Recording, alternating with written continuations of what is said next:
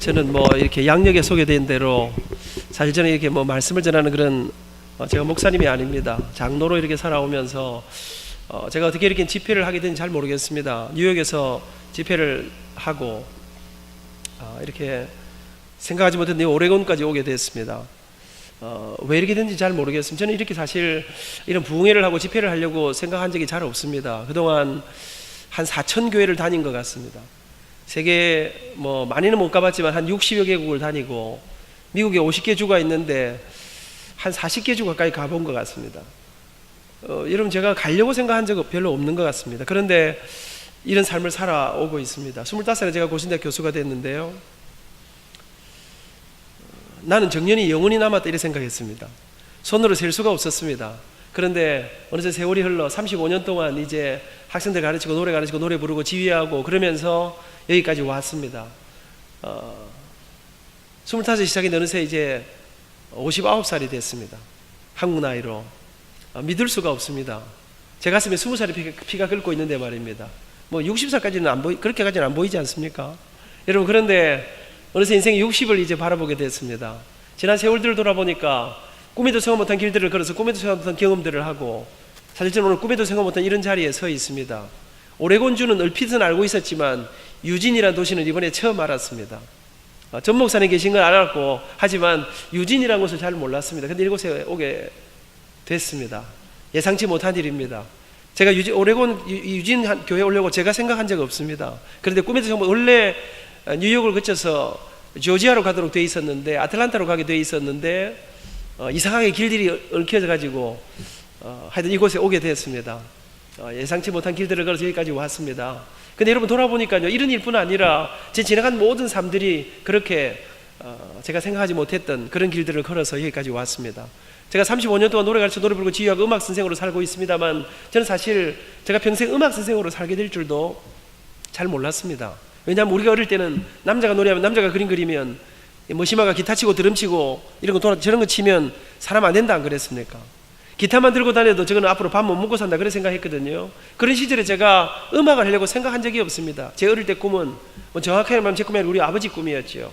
가난하고 힘들고 어려웠던 그 시절, 우리 모든 부모님들의 꿈이, 희망이 무엇이었습니까? 나처럼 고생하지 않고 멋지고 근사한 직업 가지고 돈 많이 벌고 존경받으면서 살고 싶은 그런 마음으로 우리 부모님들이 다 의사 만들고 싶어 했고요, 판사 만들고 싶어 했고요. 옛날에는 가난한 시절이었으니까 상대 나와서 돈 많이 번 배가 나오고 사장님 만들고 싶어 했던 거 아닙니까? 우리 아버지한테 어릴 때부터 항상 하신 말씀이 있습니다. 미나 누군지 아시겠습니까?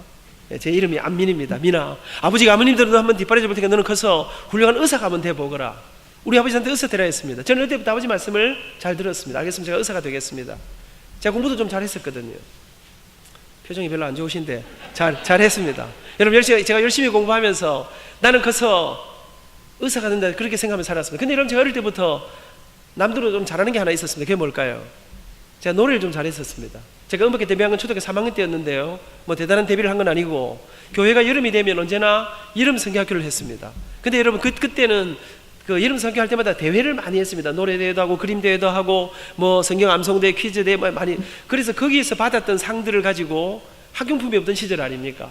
몽당연필, 모나미 볼펜 뒤에다가 꼽아가지고 쓰던 그 시절에 교회가 준 학용품 가지고 1년을 썼던 그 시절에 대회가 많았습니다. 그 중에 하나가 노래대회였습니다. 제가 초등학교 3학년 때 최출전했습니다. 몇 등 했을까요? 눈치가 있으시군요. 아이들은 지금 무슨 말 하는지 하고 있는 것 같습니다. 어르신들은 알아들으시는데, 여러분, 제가 출전한 사람은 7사람밖에 없습니다. 그중에 제가 1등을 하고, 그때부터 저는 우리 교회에서 부활절, 성탄절, 추수감사 행사만 하면 제가 동무대를 이뤘어요. 이런 제가요, 아이들끼리만 노래 잘하는 사람이 아닙니다. 오늘 우리 찬양대가 사람은 매치 안 되지만 엄청 잘했습니다. 감동적이었습니다. 저는 지휘자 선생님이 피아노 전공하실 때 그래서 지휘를 잘하시려는가 보니까 지휘도 잘하시는 것 같습니다.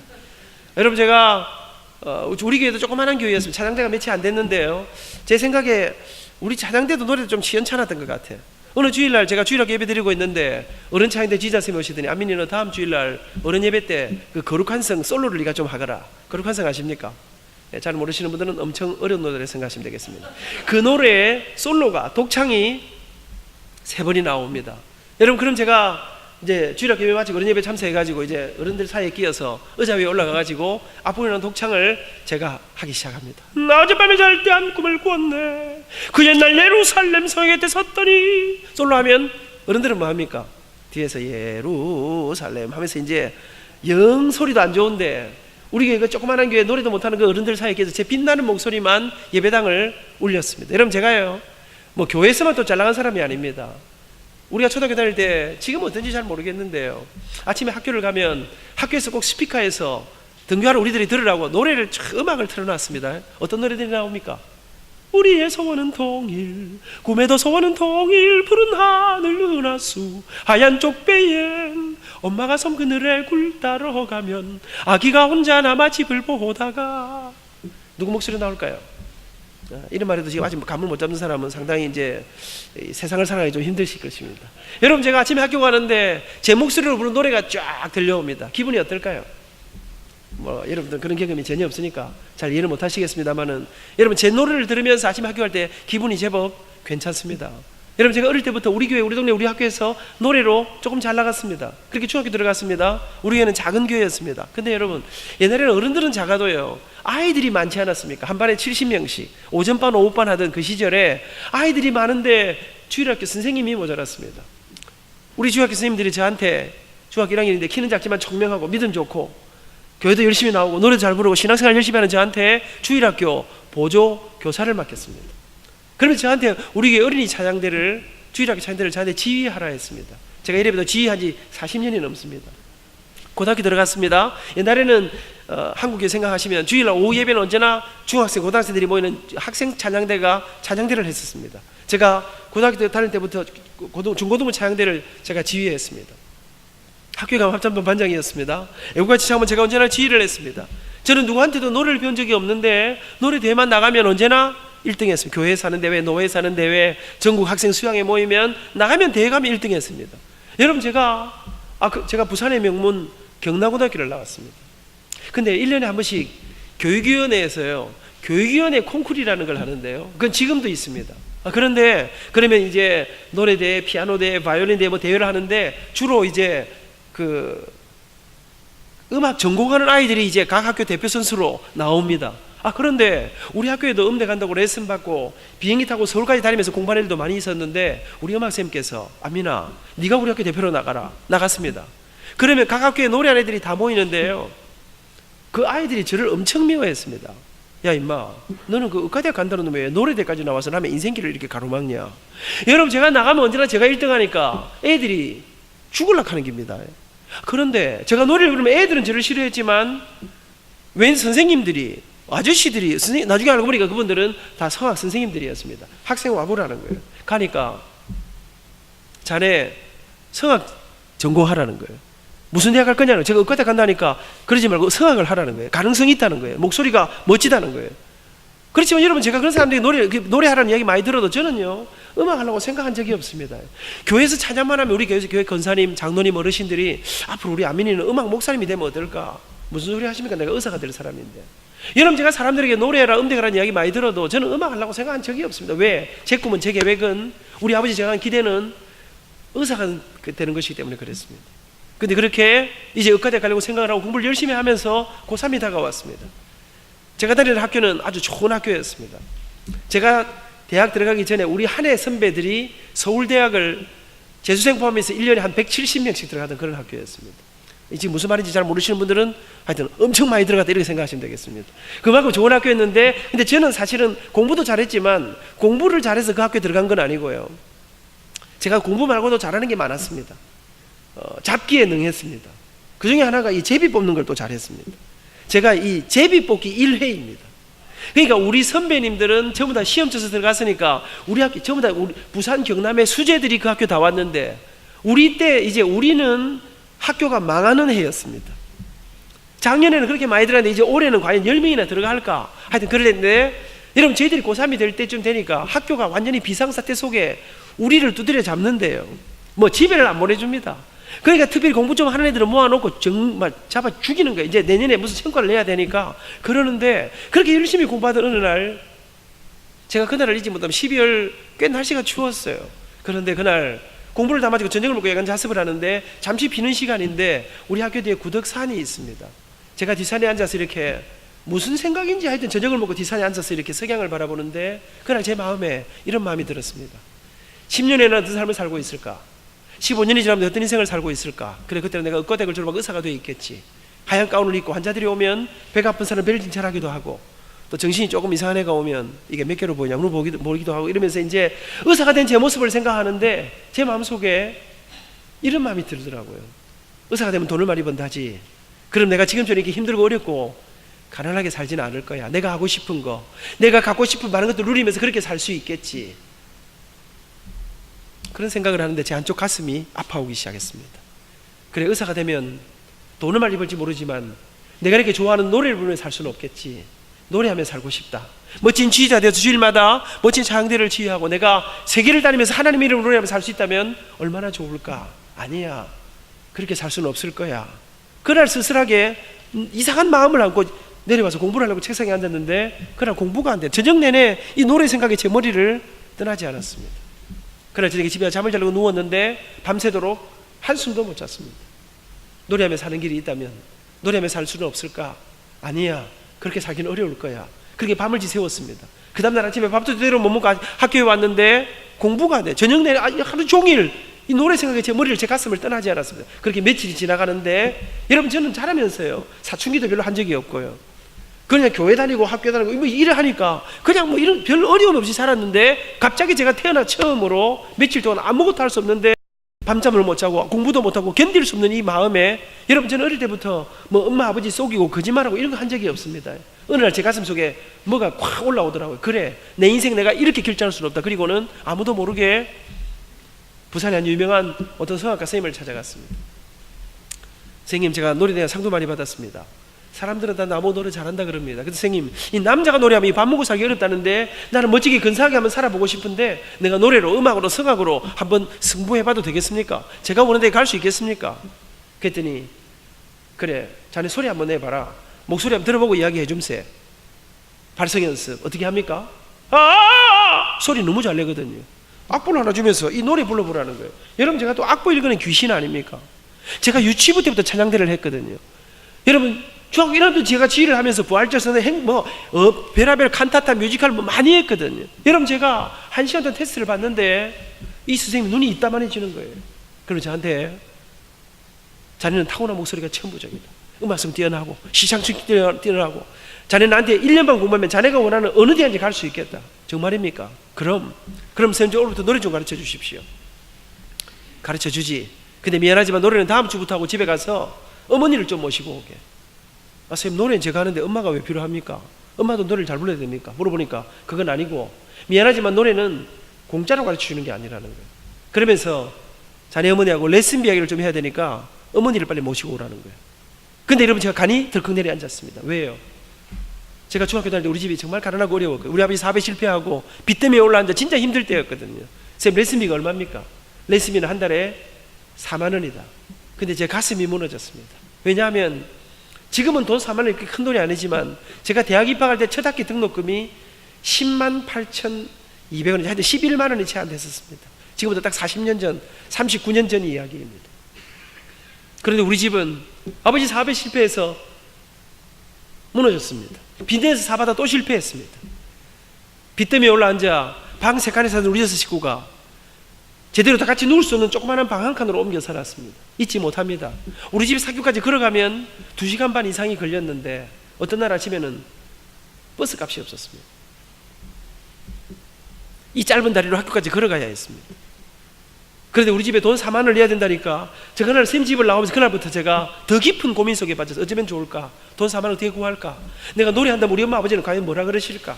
몇 날을 밤잠을 못 자면서 가슴을 졸이는데 견딜 수가 없었습니다. 어느 날 제가 용기를 냈습니다. 그래, 안 되면 안 되고 아버지한테 말씀이나 한번 드려보자. 그리고는 밤늦게 들어오신 아버지 앞에 비장한 마음으로 무릎 꿇고 앉았어요. 아버지, 제가 노래에 대한 상도 많이 받았습니다. 사람들은 다 나보고 노래 잘한다 그럽니다. 근데 선생님, 남자가 노래하면 이 밥 먹고 살기 어렵다던데 우리 선생님이 말씀하시기를 가능하다고 합니다. 앞으로 뭐 잘 될 수 있다고 합니다. 근데 아버지, 그래서 제가 노래하려고 하는데 노래를 배우려면 레슨비가 한 달에 4만 원이랍니다. 딱 1년만 밀어주시면 제가 대학 가서는 제가 돈 벌어서 공부하겠습니다. 아버지 저 노래하게, 저 음대가게, 레슨 좀 받게 1년만 좀 밀어주시면 안 될까요? 저는 그때 우리 아버지의 그 눈빛을 잊지 못합니다. 이 절망과 분노가 교차하는데요, 너 지금 무슨 소리 하고 있니? 네가 노래한다고? 야 이놈아, 사내 자식이 노래해서 밥이나 먹고 사냐? 엄마 아버지 너 하나 바라보고 지금 죽고 사는 네가 노래 음대? 야 이놈아, 고3이 고앞인데 무슨 정신 나간 뭐라 그랬어? 레슨? 그게 뭐 하는 기고? 아버지 일주일에 두 번, 한 달에 한 번 주에 4만 원인데 1년만 다 진짜 공부 열심히 하고 한참 설득하는데 제 눈에 갑자기 뭐 불이 번쩍했습니다. 뭐 성령님이 임하신 게 아니었습니다. 우리 아버지 주먹이 날라왔습니다. 아버지 그날 저녁 2시간을 매달렸는데 날아오는 주먹밖에 없었습니다. 죽시나 얻어맞고 누웠습니다. 아이고 안 되겠구나, 포기해야 되겠다 이런 생각은 안 들고 죽어도 해야 되겠다, 내일 다시 한번 붙어봐야 되겠다. 그 다음에 저녁에 아버지 박살났습니다. 3일 저녁마다 집안은 뒤집어졌습니다. 근데 여러분 그렇게 두드려 맞았는데 아버지 절대 안 된다는데 저는 포기가 안 됐습니다. 저녁마다 집안을 뒤집다가 제가 어느 날 새벽에 일찍 일어났습니다. 우리 어머니 뒤를 따라 나갔습니다. 제 기억에는 없습니다. 어릴 때 우리 집이 잘 살았다고 합니다. 그런데 집안이 어느 날부터 기울기 시작했습니다. 우리 어머니는 집에서 우아하게 살림을 하던 분이었는데 집안이 기울 대로 기울자, 다른 길이 없자 우리 어머니는 아무것도 할 줄 모르는 어머니가 일을 하러 다니기 시작했습니다. 봉제 공장에, 이 와이셔츠 만드는 공장에, 그것도 시다로. 그렇게 어머니는 20년 가까운 세월을 고생하시게 됩니다. 새벽같이 나가 밤이 늦게 들어오시는데 제가 출근한 엄마 집을 따라 나갔습니다. 엄마 깜짝 놀라 보시길래 제가 눈에 도끼를 품었습니다. 어머니 내 노래 안 시켜주면 어디 가서 확 죽어 삐끼다. 여러분 제가 엄마를 협박하기 시작했습니다. 3일 새벽에 엄마를 붙잡고 협박했는데, 근데 어머니는 돈이 없으니까요.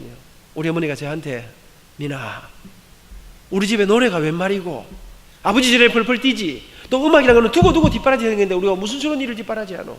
나중에 엄마 아버지 원망하지 말고 지금 네가 할 수 있는 일은 공부밖에 없다. 마음 잡고 공부해라. 그러고 가시는 거예요. 엄마! 3일 새벽을 매달렸습니다. 어머니 허락도 못 받았습니다. 저는 그렇게 고3을 코앞에 놓고 나락 속으로, 여러분 나는 이 노래 속에, 음악 속에, 이 예술이라는 것 속에 내가 내 마음을 어떻게 할 수 없는 이 이상한 마약 성분이 있는 걸 몰랐어요. 그렇게 막 무너져 가기 시작했습니다. 나도 내가 이렇게 될 줄은 몰랐습니다. 태어나서 처음으로 경험해보는 그 절망 속에 저녁마다 집안을 뒤집었습니다. 근데 그러던 어느 날이었습니다. 밤새도록 뒤척이다가 잠이 들었는데요, 누가 저를 막 흔들어 깨워요. 눈을 떠보니까 우리 어머니예요. 민아 따라 나와라. 마루에 불을 켰는데 엄마가 눈이 퉁퉁 부어있더라고요. 그때까지 우리 어머니는 못 주무시고 울면서 기도하고 계셨어요. 우리 어머니가 민아 어쩌려고 이러니, 왜 이러는 거야? 정신 차려야지, 마음 잡아야지. 그러더니 그래 안 되겠다, 말해봐라. 엄마가 어째주면 되는 기고, 네 그 레슨인가 그거 어째주면 되는 거 말해라. 갑자기 제 귀가 번쩍 뛰었습니다. 정말이에요? 그럼 엄마 선생님 좀 만나주세요. 만나서 어떡할까? 그냥 선생님 말씀하신 대로 예 하고 오면 됩니다. 약속 잡으라는 거예요. 영문을 모르고 어머니를 모시고 선생님을 찾아갔습니다. 그러나 저는 마음속으로 엄마가 돈이 없는데 가능해 줄 수 있을까? 반신반의하면서 모시고 갔는데 우리 선생님께서 레슨비는 4만 원입니다. 선불입니다. 쭉 설명했습니다. 엄마는 분명히 대책이 없습니다. 근데 어머니가 이상합니다. 네 알겠습니다. 내가 곧 돈벌이를 드릴 테니까 오늘부터 내 아들 노래부터 가르쳐 주십시오. 저는 그날부터 노래 공부를 하기 시작했습니다. 저는 이게 무슨 영문인지 몰랐습니다. 근데 나중에 알고 보니까 우리 어머니는 안 된다 그러고 출근하셨습니다. 근데 하루 종일 일이 손에 잡히지가 않았습니다. 왜요? 하나밖에 없는 아들이, 목숨보다 귀한 아들이 밤잠을 못 자고 아무것도 못 먹고 아이가 폐인처럼 무너져 갔습니다. 우리 어머니는 이러다가 진짜로 내 아들이 어디 가서 콱 사고 치면 어찌할까? 저는 절대로 죽을 마음이 없었습니다. 그냥 협박했을 따름입니다. 그런데 어머니는 제가 정말 사고 칠까 싶어서 저를 노래시켜주기로 결심하신 것입니다. 저는 그때 깨달은 거 하나 있습니다. 아, 협박하면 안 되는 게 없구나. 왜? 사랑하니까. 그날부터 어머니는 밤 10시에 넘도록 야근을 돌아오셔서는 새벽 2시, 3시간 넘도록 마루에서 인형도 깁고 철사도 끼우고, 제 기억에 그때 하나만 들면 1원 이렇게 주던 그 일들을 어머니는 밤이 맞도록 그렇게 돈을 마련하기 시작했습니다. 그렇게 몇 날이 지났습니다. 어느 날 저녁부터 우리 아버지가 밤에 집에 안 들어오시는 거예요. 엄마, 아버지 왜 집에 안 오셔요? 모르겠다. 저는 아버지한테 노래하는 거 비밀로 해달라 그랬습니다. 또 두드려 맞을까 싶어서. 근데 이 엄마 아버지 사이에 비밀이 없는 걸 몰랐습니다. 아버지는 다 알고 계셨습니다. 이놈이 그렇게 맞았는데 그렇게 말렸는데 기어코 노래를 시작했다고 하는데 우리 엄마 힘으로 동거할 길이 없는 걸 우리 아버지가 아시지 않습니까? 우리 아버지는 원래 문과 출신이시고 그래도 명색이 조그만 회사의 사장님이었습니다. 제 기억에 우리 아버지는 몸이 약하시고 일을 못 하셨습니다. 벽에 못질도 못하던 분이었습니다. 우리 어머니가 다 했습니다. 근데 아버지는 막다른 골목에서 길이 없자 그 약한 몸으로 한 번도 해보지 않은 육체 노동을 하는 곳에 어딘가는 모르겠지만 일을 하러 다니기 시작했습니다. 아버지는 저녁이면 쓰러지시 들어오셨습니다. 근데 어느 날 저녁부터 아버지는 제가 노래를 시작했다는 말씀을 들으시고 고민하시다가 어느 날 밤부터 그 지친 몸으로 집에 들어오지 않으시고 부산 영도 청학동, 지금도 제가 아침에 차를 몰고 학교에 출근하다 보면 지금도 거기에 자동차 회사가 하나 있습니다. 아버지는 그곳에 밤새도록 경비를 서기 시작했습니다. 저는 지금 우리 아파트에서 일하시는 우리 두 경비 아저씨, 청소하시는 아주머니들을 볼 때마다 저는 그분들을 경비 아저씨로만 보지 못합니다. 그래서 언제나 마켓을 다녀올 때면 가끔 아저씨들 밤늦게 일하시면 간식을 넣어드리기도 하고, 명절이 오면 하얀 봉투에 생각보다 조금 많은 돈을 넣어서, 제가 가난하게 살아보니까요, 명절에는 가난한 사람들에게는 선물보다 돈이 필요하더라고요. 아저씨들에게 드립니다. 우리 아저씨들은 제가 왜 자기들이 그렇게 잘하는지 잘 알지 못합니다. 그러나 여러분, 저는 들어오고 나가면서 그 아저씨들에게서 저는 우리 아버지를 보고 있습니다. 어머니 아버지의 등골이 있는 처절한 고생을 먹고 저는 1년여를 노래 공부를 했습니다. 그 이듬해 입시가 다가왔습니다. 사람들이 그러대요. 시골에서 그렇게 공부할 거는 서울에 있는 대학 꿈도 꾸지 마라. 옛날에 저희들이 공부할 때는 각 대학 교수님들이 전부 다 레슨을 할 때였습니다. 그러니까 대학의 교수님들 한 사람 앞에 그 대학 입학 전공보다 더 많은 학생들이 공부하고 있었습니다. 여러분, 근데 저는 그런 물정도 잘 몰랐습니다. 근데 여러분 기억하시면 옛날에는 촌놈들이 그래도 깡다구는 안 있었지 않습니까? 저 방앗간에서 연필 가지고 책상 두드리면서 노래 공부했습니다. 피아노도 없이. 정말 피아노가 필요하면 밤늦게 우리 예배당에 달려가면 저는 멋진 그랜드 피아노가 아니고요, 조그마한 풍금이 하나 놓여 있었습니다. 그 풍금 밟아가면서 노래 공부했습니다. 공부는 열심히 했습니다. 모든 과제곡을 다 외웠습니다. 본고사 공부 열심히 했습니다. 그리고 세상 물정도 잘 몰랐으니까 우리 동네에서 내가 노래 제일 잘하니까 한판 붙어본다. 그리고 제가 무모하게 서울음대 성악과에 원서를 넣었습니다. 시험 치러 올라갔습니다. 잘 데가 없었습니다. 망우리 공동묘지 밑에 제 선배가 외국어대학을 다니면서 하숙하고 있었습니다. 공짜라는 한 가지 이유로 망우리에서 신림동이 그래 먼 데인 줄 몰랐습니다. 눈이 와가지고 제가 시험 칠 때 하루에 버스 타고 3시간을 넘어 버스를 타고 다니면서 시험을 쳤습니다. 본고사를 치고 실기시험을 다 치고 부산에 내려왔습니다. 밤에 아버지가 회사에 좀 나오라 하시더라고요. 나갔더니, 민아, 아버지가 음악계를 잘 모르지만 이번에 이 때문에 여기저기 좀 알아보니까 너는 떨어질 확률이 100%라 하더라. 니처럼 하고는 되는 사람이 없다 하던데 니 원대로 시험 한번 쳐봤으니까 마음 정리해라. 그러고 떨어지거든 낙심하고 실망하고 이런 거 하지 말고 정신 차리고 재수해라. 아버지가 무슨 짓을 내 뒷바라지 할 테니까 정신 차리고 공부해서 내년에는 의과대학 시험 치도록 그래 한번 해봐라. 여러분, 전교 1등이야 의과대학 가는데 말입니다. 수학 수능지 오래됐는데 말입니다. 아버지 상황을 모르시는 거예요. 발표를 기다리는데 사람들 말 들어보니까 무용담이 굉장하더라고요. 몇 년 동안 가서 그 교수님한테 배우고 비행기 타고 서울 다니고 야단이더라고요. 가슴이 착잡해져 왔습니다. 발표 전날 견딜 수가 없었습니다. 나도 모르게 부산역으로 달려가 밤새도록 가는 완행열차를 타고 새벽에 서울에 떨어졌습니다. 여러분, 그래도요, 제가 요즘 보니까 옛날이 좋았던 것 같아요. 요즘은 합격 발표 볼 때요, 컴퓨터 들어가 띠리릭 하면 합격, 띠리릭 하면 불합격 아닙니까? 그때는 그래도 전율이라는 게 있었습니다. 발표 보러 가니까 새벽에요, 그 합격자 발표 보러 막 우와 몰려 들어가는데 게시판 앞에 이름을 찾아 가슴 속에 15명 뽑을 때 경쟁률은 어마어마했습니다. 꼴등라도 붙었으면 좋겠다. 떨어졌겠지. 착잡한 마음으로 키는 작지요. 가서 이름 찾아볼기라고, 그리고는 이름을 찾아 한참 올라갔는데 이름이 안 보이더라고요. 떨어졌구나. 그래도 보기를 끝까지 다 봐야 될 거 아닙니까? 그리고 올라가는데 맨 꼭대기에 이름 2자짜리가 하나 딱 있더라고요. 제 이름 같지는 않았어요. 근데 눈을 뗄 수가 없는데요, 그렇게 쳐다보고 있는데 그냥 눈물이 정신없이 흐르는데 믿을 수가 없는데요, 거기 딱 적혀있는 이름이 편안한 백성민, 제 이름이더라고요. 수업 못 올라가니까 제 번호더라고요. 울면서 달렸습니다. 공중전화를 찾아. 우리 집엔 전화가 없었습니다. 엄마 회사에 전화를 했습니다. 공중전화 3분이었던 거 기억하십니까? 시다로 일하는 우리 어머니가 이제 사무실에 전화하니까 기다리라 이러더라고요. 기다리다 끊어지고 마지막 동전을 넣었는데 전화가 거의 끝날 무렵에 어머니가 전화를 받으셨어요. 제가 다급하게 엄마! 합격이다! 근데 우리 엄마가 안 믿는 거예요. 정신 차리고 잘 봐라. 그 동명이인 아닌가? 니는 뭐 될 택이 없다 하는데 뭐 잘못 본 거 아이가? 그런데 아들이 울고 있거든요. 장난은 아닌 것 같거든요. 어머니가 정말이야? 그러더니 전화기를 붙들고 막 소리내서 우시는데 둘이 울다가 전화는 그게 끊어졌습니다. 그렇게 대학 입학한 지 어느새 40년 세월이 흘렀습니다.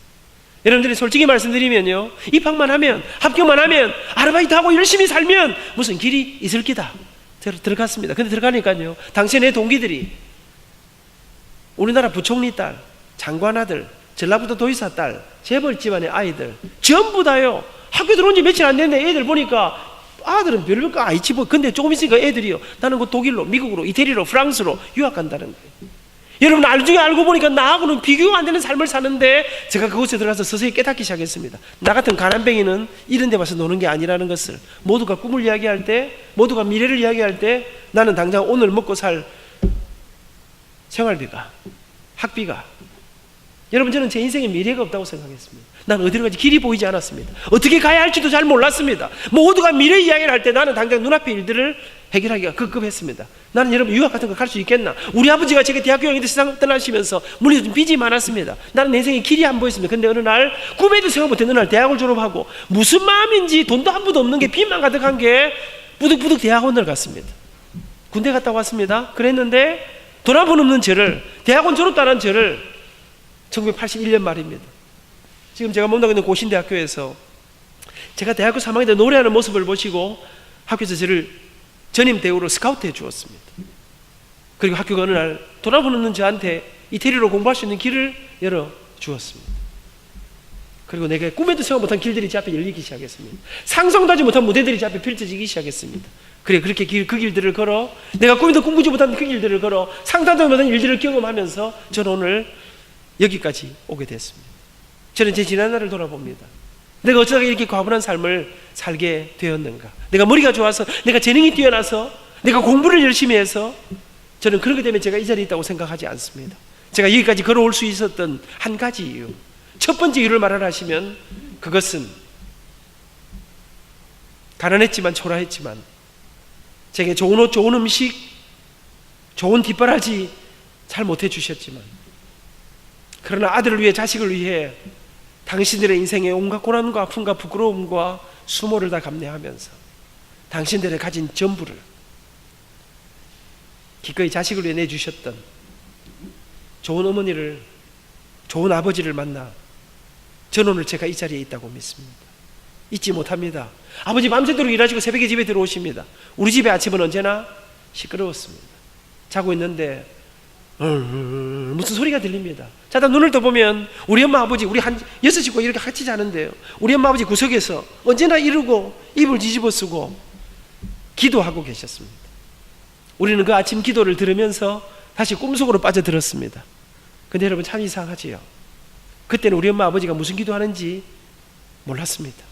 그런데 아버지 돌아가신 지 35년의 세월이 흘렀는데 지금 제 머릿속에, 제 가슴 속에 우리 어머니가 울면서 하시던 그 기도의 목소리가, 아버지가 새벽마다 부르짖던 그 목소리가 지금 이 가슴에 떠오르는 것은 무슨 일인지 모르겠습니다. 그런데 여러분, 빚도 많고 기도 제목이 얼마나 많았을까요? 그런데 우리 아버지의 기도의 목소리, 우리 엄마의 그 울부짖던 목소리는 돈이 아니었습니다. 물질이 아니었습니다.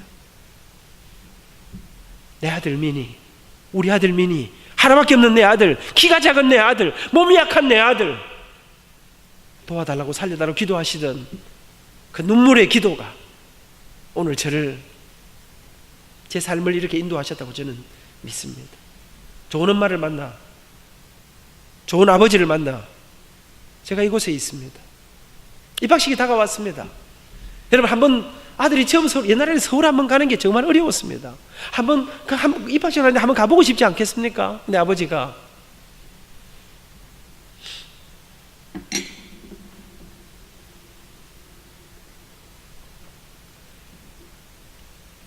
시차라는 게 그렇게 만만한 건 아닌 것 같습니다.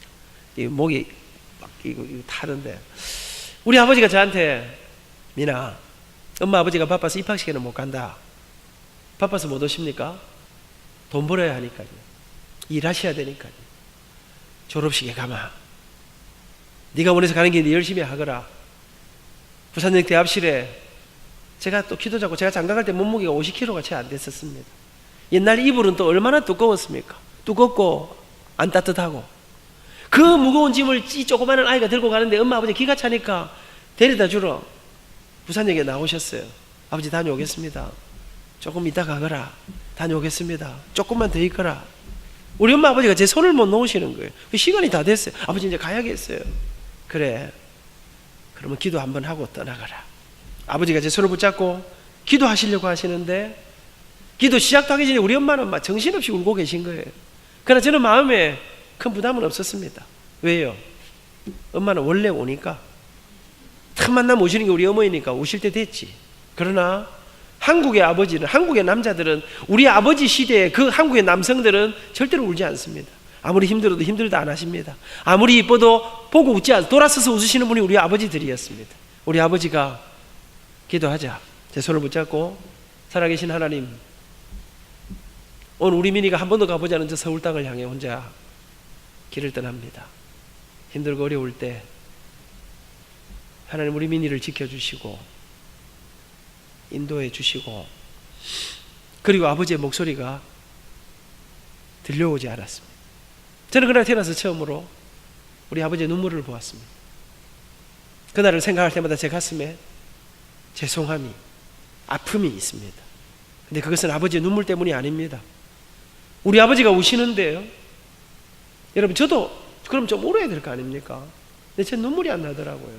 저는 오히려 깊은 고민에 빠졌어요. 왜요? 우리 아버지가 기차 시간 다 돼가는데 기도를 끝도 없이 계속 하시는 거예요. 아버지 와 이러시러 나는 가야 되는데. 여러분, 부모님은 자식이 떠나는 게 피눈물이나 아픔인데, 이 자식놈은 떠나는 게 설레임이었습니다. 제가 2001년, 2002년 미국에 교환교수로 뉴저지에 와 있었습니다. 그때 제 큰놈이 고등학교 1학년이었습니다. 제가 입시 준비하고 너네 한국에 할머니하고 있거라. 그랬더니 이놈이, 아빠, 내 딱 1년만 영어 공부하도록 해주면 내가 다시는 그런 말 안 할 테니까 저를 1년만 데리고 가달라는 거예요. 그래서 약속하고 데리고 왔습니다. 여러분이 알다시피 자식놈 믿을 거 못 되는 거 아니겠습니까?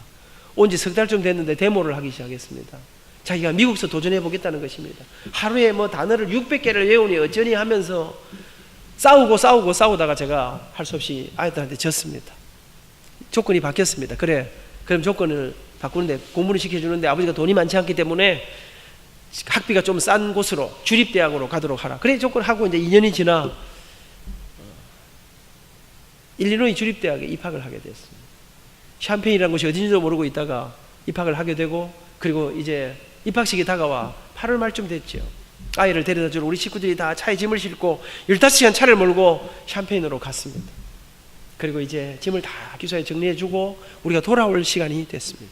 학교 라비에서 집사람하고 자꾸 어쩔 줄 몰라 하고 있는데 아들놈 뛰어내려도, 아빠 잘 가세요. 지는 신났더라고요. 그렇게 아들하고 허그를 하고 돌아오려고 차를 탔습니다. 그날은 맑고 청명한 날이었습니다. 시동을 걸고 출발을 하려고 하는데 제가 앞이 안 보이는 거예요. 눈물이 쏟아지는데 저 밖에 서 있는 우리 아들놈 때문이 아니었습니다. 그렇게 아들을 두고 떠나려고 하는데 아버지 생각이 났습니다. 그때는 몰랐습니다. 이제 아비가 되어 내 아들들을 바깥 세상으로 떠나보내면서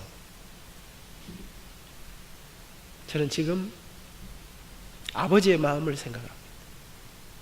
따뜻하게 사랑한다는 말씀 잘 못하셨지만 우리 아버지들의 가슴 속에 흐르던 그 피눈물을 말입니다.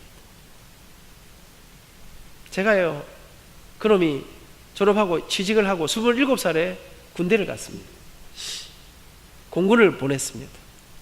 아시는지 모르겠습니다만 요새 공군이 군대 같지가 않습니다. 제가 강의를 하러 가보니까 대학교 비슷하더라고요. 그래서 제가 그랬어요. 야, 요즘은 때리는 것도 없고 군대가 군대 같이 대학교 비슷하니까 걱정하지 말고 가라.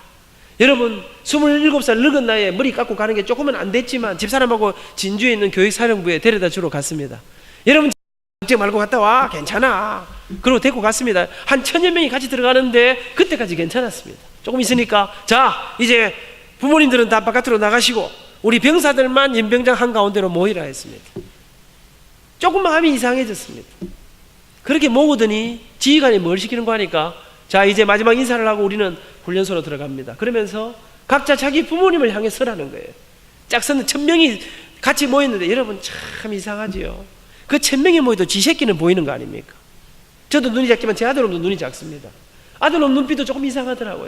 뭘 시키는 거 하니까 이제 부모님에게 마지막 인사를 하는데 어머니 아버지 조국의 하늘을 2년 동안 이 아들이 책임질 것입니다. 건강하고 편안하게 안녕히 계십시오. 다녀오겠습니다. 마지막 인사를 하는데 그 연병장 그 땅 흙바닥에 우리의 1000명의 아들들이 무릎 꿇고 앉아 부모님에게 절을 하는 것이었습니다.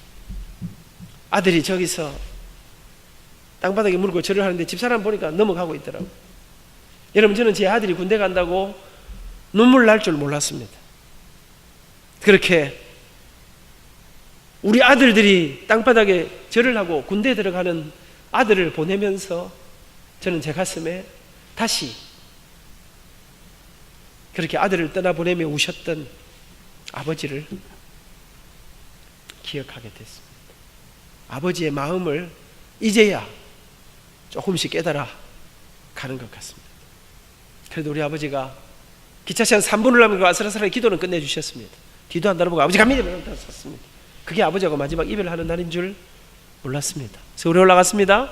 여러분 뭐 형편이 좋아져요. 돈은 점점 더 드는데 엄마 아버지 고생은 점점 더 해가는데 아버지는 몸이 무너져 가는 줄 모르고 낮에는 노동판에서 밤에는 경비를 서면서 어머니 아버지의 고생은 뭐 크게 달했어요. 여러분 저도 우리 모든 식구들의 다 희생 가운데 옛날에는요 아들 하나 공부시키느라고 딸들 다 포기 안 했습니까? 우리 누나 수재였습니다. 옛날에 우리 누나 400점 만점에 399점 받아가지고 부산에서 제일 좋은 중학교 안 들어갔습니까? 고등학교 제일 좋은 학교 안 갔습니까? 그랬는데 동생 공부시키고 누나는 공부 못하고 나중에 우리 누님 방송통신대학 했습니다. 식구들의 모든 희생 가운데 저 혼자 공부했습니다. 저도 새벽같이 일어나 아르바이트를 하면서 나름 고생하면서 공부했습니다. 그러나 그것은 제게 특별한 혜택이었습니다. 그렇게 1학년이 끝나고 2학년이 끝나고 12월 중순에서 곧 방학을 하고 부산에 내려갈 건데 부산에서 갑자기 전보가 날라왔어요. 빨리 내려오라는 것입니다. 느낌이 이상했습니다. 뭔가 문제가 생겼다. 밤기차 타고 내려가서 새벽에 집에 들어갔는데 우리 집에 사람이 아무도 없어요. 옆집에 물어보니까 우리 아버지가 며칠 전에 회사에서 쓰러지셨다는 거예요. 보건병원에 가보니 달려가 보니까 아버지는 의식을 잃고 누워 계셨습니다.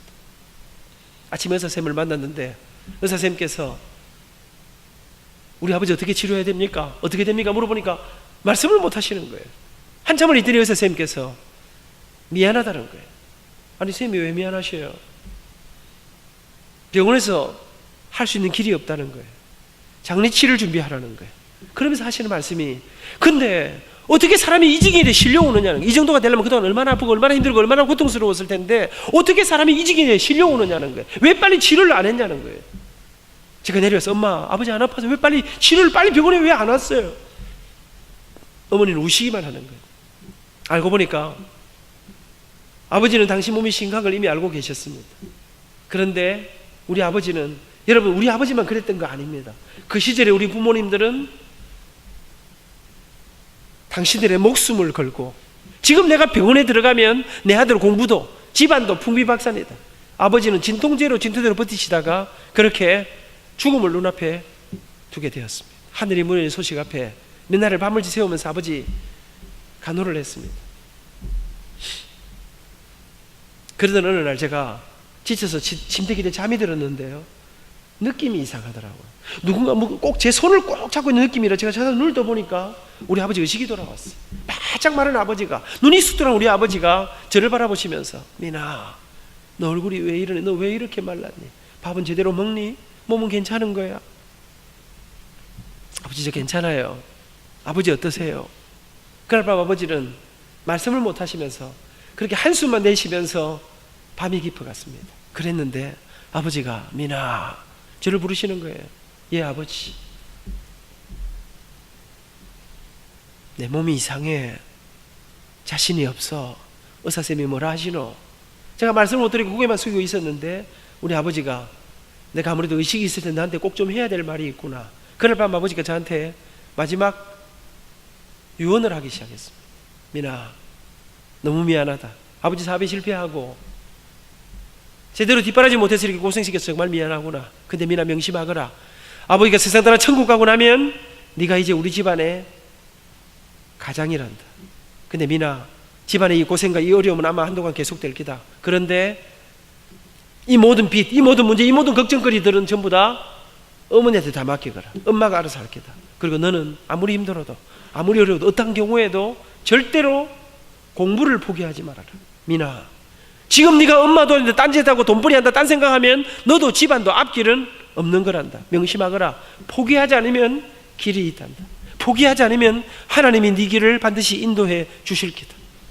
그러면서 민아, 아버지가 의식을 잃거든 내가 말을 하지 못하더라도 내 곁에서 계속 찬송을 불러다오. 예수 믿는 사람들은 참 이상한 사람들입니다. 죽음을 앞에 놓고 노래를 부르는 사람들. 그 이야기를 내일 오전에 할 것입니다. 무슨 말입니까? 내일도 웬만하면 오시라 이 말입니다. 사랑하는 여러분, 제가 그리고 아버지는 그날 이후 한 3주간 동안 죽음의 극한 고통과 사투를 벌이시다가 그 이듬해 1월 4일 새벽 우리 가족들이 밤새도록 부르는 찬양 속에 아버지는 세상을 떠나 그렇게 천국에 가시게 됩니다. 모든 무거운 짐이 어머니에게 다 지어졌습니다. 그날 이후 어머니의 고생은 말로 할 수 없었습니다. 여러분, 근데 제가 시근이 멀쩡한 아야, 제가 일찍 철이 들었습니다. 제가 다 알겠어요. 우리 엄마 혼자서는 어떻게 해결할 길이 없다는 사실을. 제가 엄마, 내가 학교 좀 쉬고 엄마 좀 일단 좀 도와드릴게요. 형편이 좀 좋아질 때까지 엄마 힘이 좀 돼드릴게요.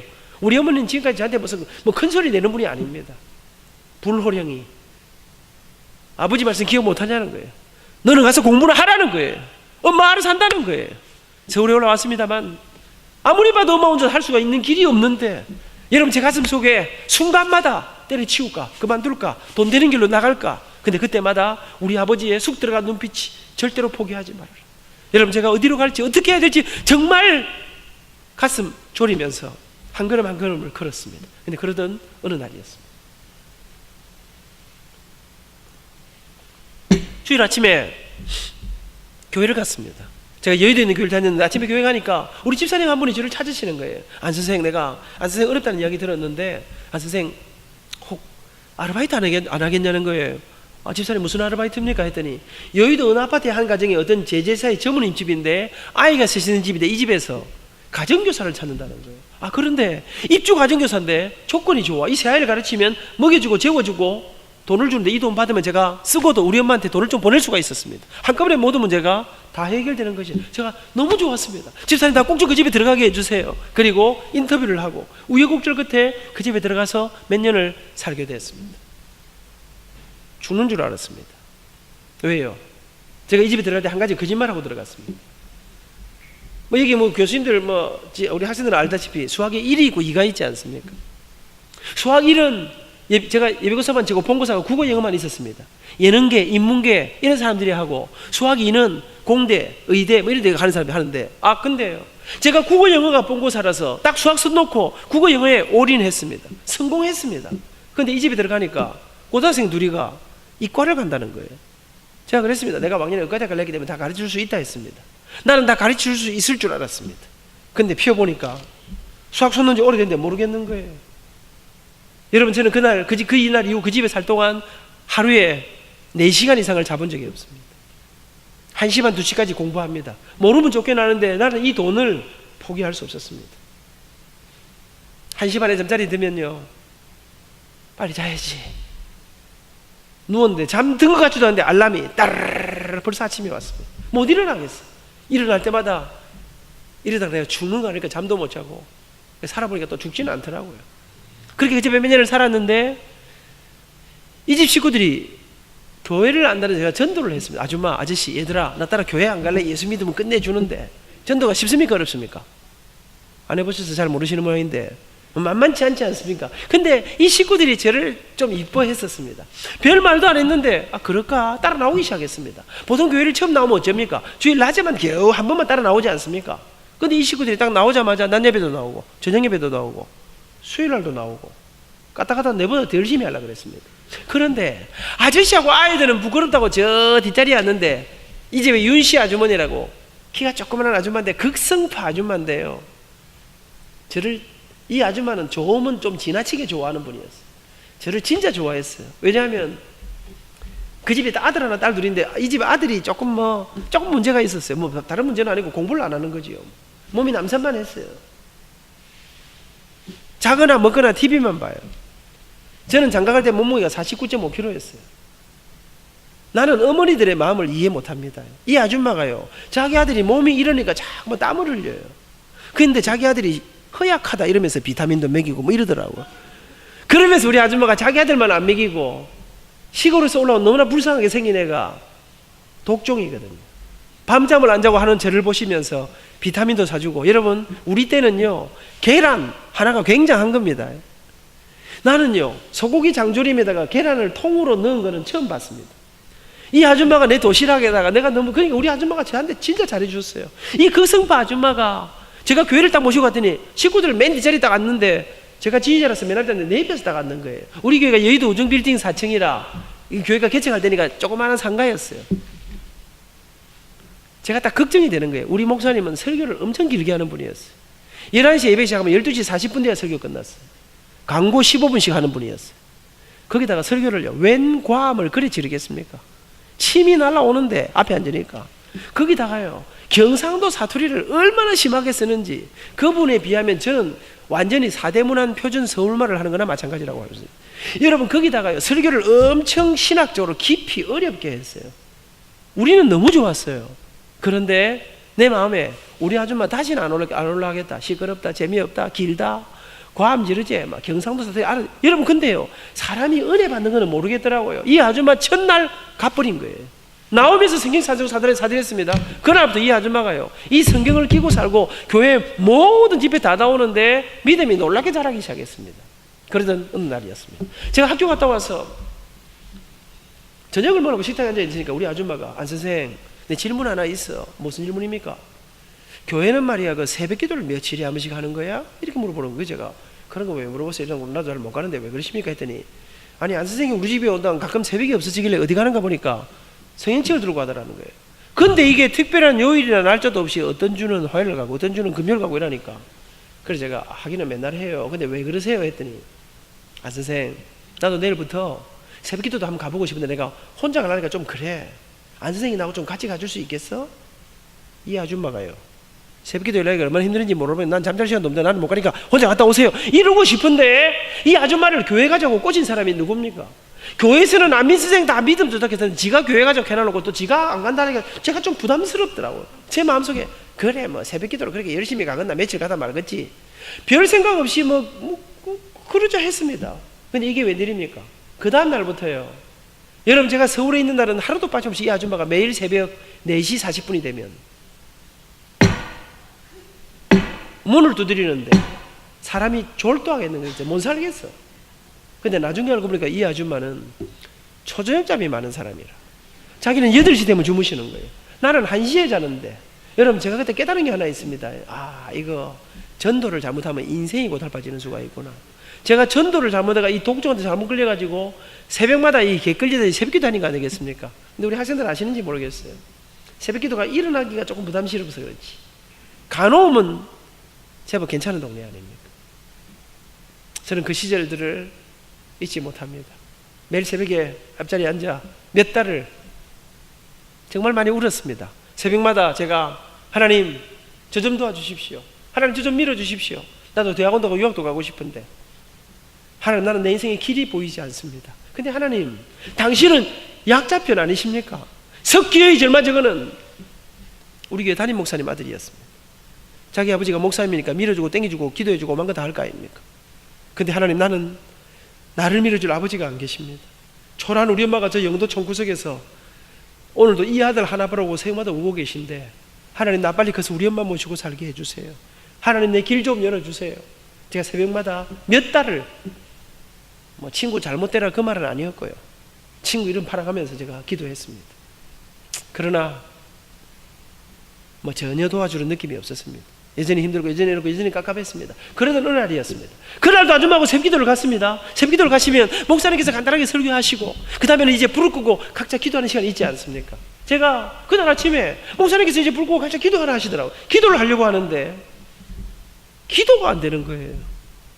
여러분, 우리가 힘들고 어려워도요, 눈물이 터지고 기도가 터지면 괜찮은데 그날 아침에 기도하려고 하는데 이상한 생각 하나가, 그날 아침에 하나님이 저한테 딱 시비를 거는 것 같은데 무슨 마음이 드는 거 하니까, 하나님 저한테 뭘 하시는 거 하니까, 안민아, 너는 근데 맨날 그 기도할 때마다 뭐 이렇게 불만이 많고 달라는 게 그래 많냐? 네가 먼저 네가 가진 것을 먼저 하나님 앞에 한번 내놔봐라. 그러면 하나님이 너를 밀어주니 땡겨주니 할까요? 여러분, 제 한쪽 마음에요, 뭔가를 내놓으라는 마음이 자꾸만 나오는데 내 한쪽 마음에는 열불이 확 터지는 거예요. 하나님, 뭐가 있어야 내놓을 거 아닙니까? 뭘 주놓고 내놓아야지. 그날 아침에 이 두 마음이 갈등하다 막 열받아가지고 기도 잡치고 집에 갚았습니다. 근데 그날부터 이상한 일이 일어나기 시작했습니다. 기도가 안 되는 겁니다. 눈만 감으면 내놔라 이게 나오는데요, 호호, 이 시간에 놓지. 여러분, 제가 처음에는 하나님하고 협상해서, 하나님 이러지 마시고 저를 좀 도와주시오, 내가 출세하면 돈 많이 걸면 내가 잘 되면 내가 절대로 하나님의 은혜를 잊지 않을 겁니다. 근데 여러분, 이 한쪽 마음에는 견딜 수 없는 뭔가 내는 이 마음이 떠나질 않는데 이게 열흘이 가고 한 달이 가는데요, 여러분, 제가 비록 가난하고 어려웠지만요, 제가 뭐 절망하고 좌절하고 이런 거 안 했습니다. 내 동기들이 뭐 그렇게 잘 나가도요, 제가 그렇게 막 부러워하고 일 안 했는데 어느 날부터 이 가슴 속에 이상한 마음이, 무슨 마음이 드는 거 하니까요, 이놈의 세상이 왜 이렇게 불공평하노? 나는 우리 집은 아무리 해봐야 되는 게 없는데 절마 저것들은요, 아침에 학교 가면요 술 냄새가 안 그쳐. 우리 때는 좀 애들이 입학하면 좀 놀았습니다. 밤늦게 나이트클럽에서 술 퍼먹고 춤추고. 근데 그렇게 살아도 그렇게 놀아도 얘들은 앞길이 창창한데 이게 어느 날 새벽에 폭발해버렸습니다.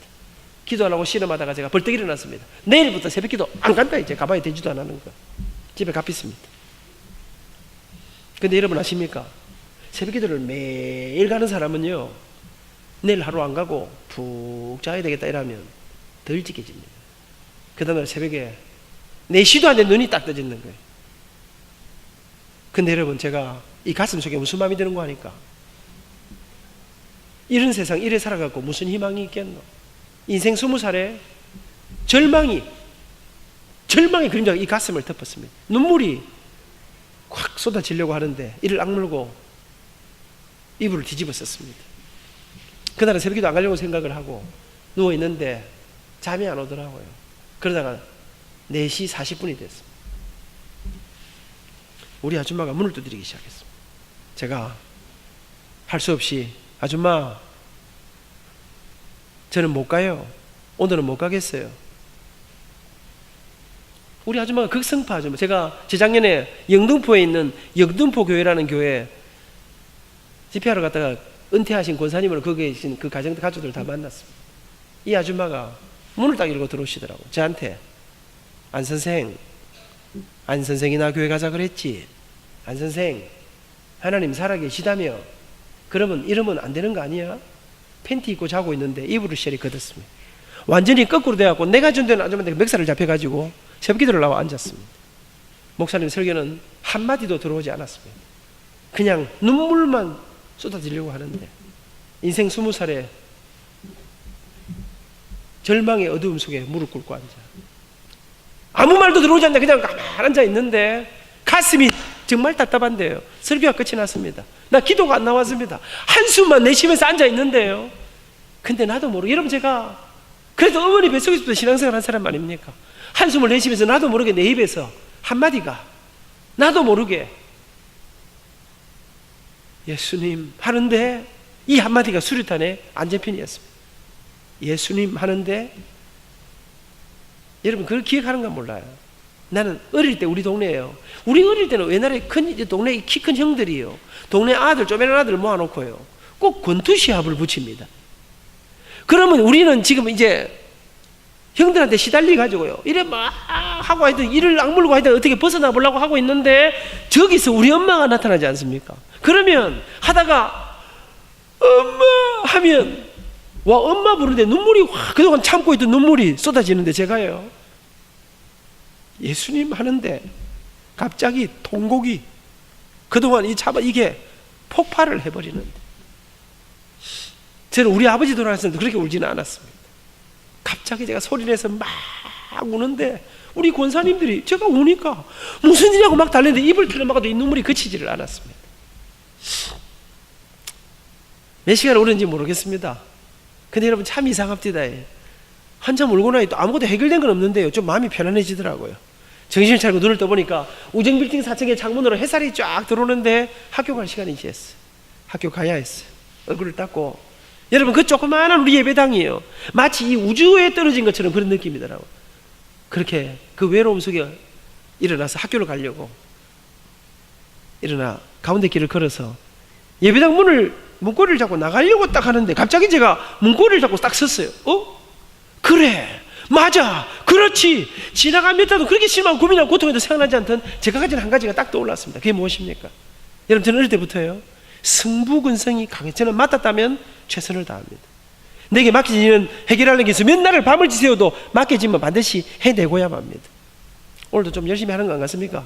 시차가 있어도 정신을 열심히 말도 빨리 하고 여러분 제 마음속에 그래 내가 다른 거 할 거 없지만 내 몸으로 때문에 내가 뭘 못하겠노. 또 한 가지 여러분이 믿으실랑가 모르겠지만 제가 이래봬도요 제가 어릴 때부터 여자들에게 상당히 인기가 많았습니다. 그렇게 웃으면 안 되지.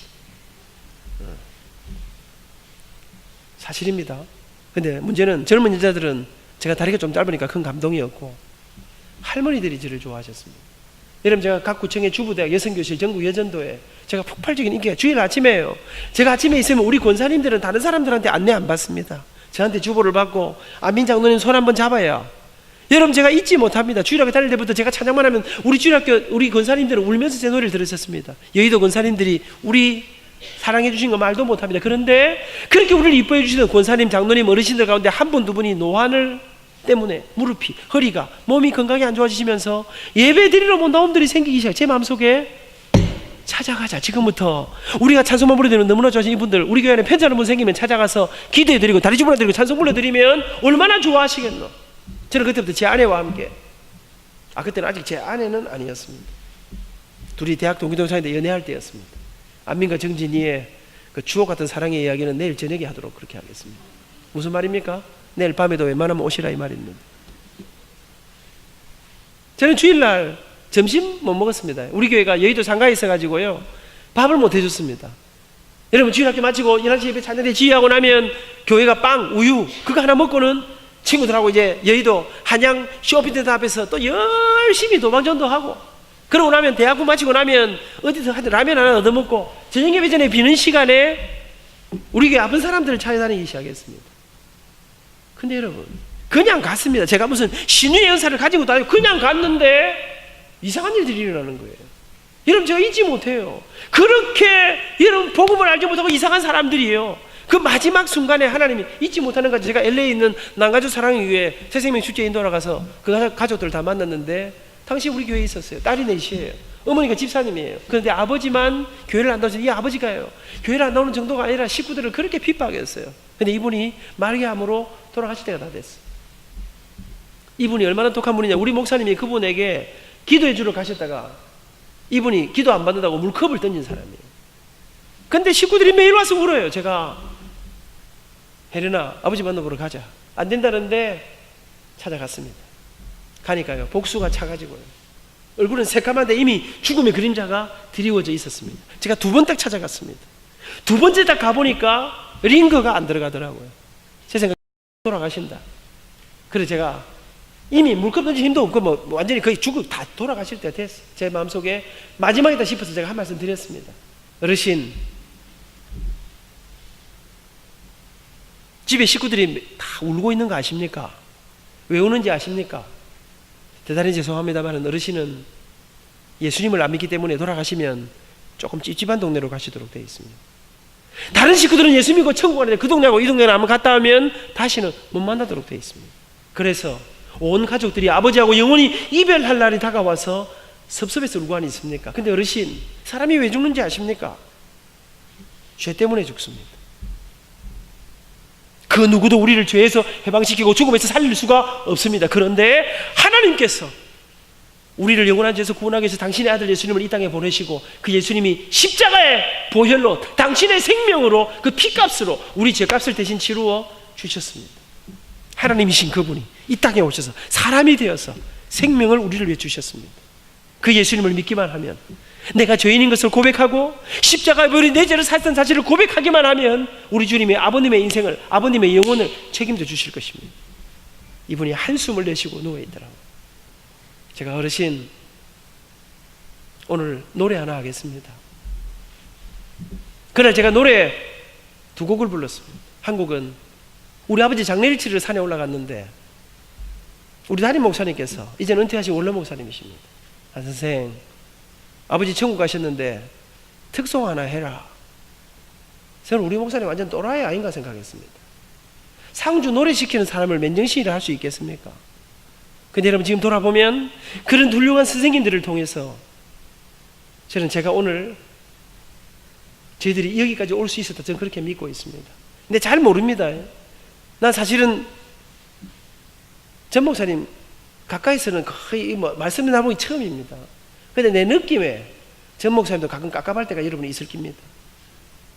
우리 어르신이 긴 평생 교회 복음백에 보내. 그런데 여러분, 저는 그런 것이 우리를 더 강한 용사로 저는 키워주신다고 저는 믿고 있습니다. 제가 그날 우리 목사님 시키시니까 우리 아버지 마지막 취토를 하기 전에 장례비를 마치고 불렀던 노래를 제가 그분을 앞에 놓고, 나는 약한 나그네요 이 슬픈 세상을 가면 수고도 병도 위험도 없는 내가 가는 저 밝은 곳, 나는 가네 내 아버지께 더 이상 방황 없는 곳, 나는 가네 십자가 앞에 주님 품에 돌아가네. 나는 약한 나그네요. 이분이 깊은 한숨을 내쉬더라고요. 제가 어르신 앵콜송 하나 더 하겠습니다. 아버지 돌아가시고 한 10년 동안 아버지 생각날 때, 세상에 아무것도 내가 의지할 길이 없을 때 부르면서 울었던 노래를, 제가 아버지 돌아가신 후에 그렇게 좋아하던 노래를 그분 앞에 놓고 부르기 시작했습니다. 험한 세상 나그네 길, 나의 맘이 고날 때 사랑스런 주의 손길, 내 맘을 항상 두드리네. 주 예수를 내가 안 뒤 나의 죄짐 벗었네.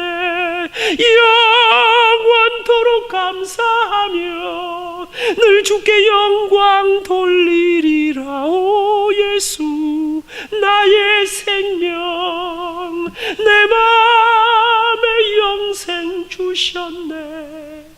여러분, 그렇게 거부받은 그 사람이 통곡을 하기 시작했습니다. 그 다음 주일날 이분이 세례를 받았습니다.